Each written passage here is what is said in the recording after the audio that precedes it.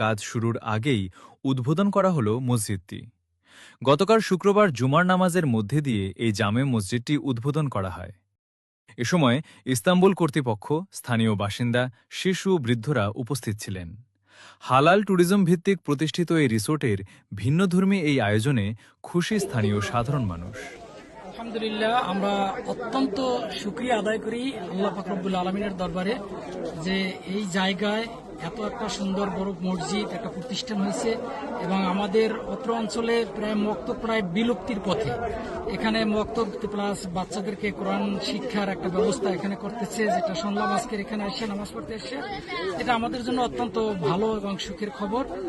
আজকের এই কুয়াকাটা ইস্তাম্বুল স্টেটে যে আজকের এই যে প্রতিষ্ঠানটা করছে কোম্পানি, আমরা অত্যন্ত খুশি যে আমাদের কাছে একটা মসজিদ পেয়েছি।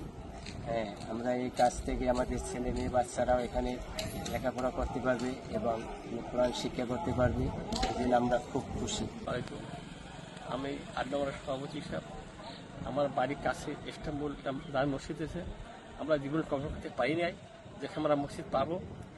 যাই হোক, ইস্তাম্বুল ছিল আমরা মসজিদ পাইছি। আমি আশা করি সেখানে যেন একটা নুরি মাদ্রাসা হয়, এটা আমরা আরও হইলে আমরা উন্নতি হবো।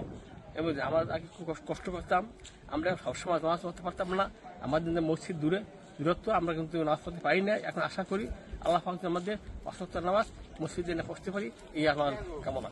আমাদের এখানে এই প্রতিষ্ঠান হওয়ানে আমরা আনন্দিত, গর্বিত।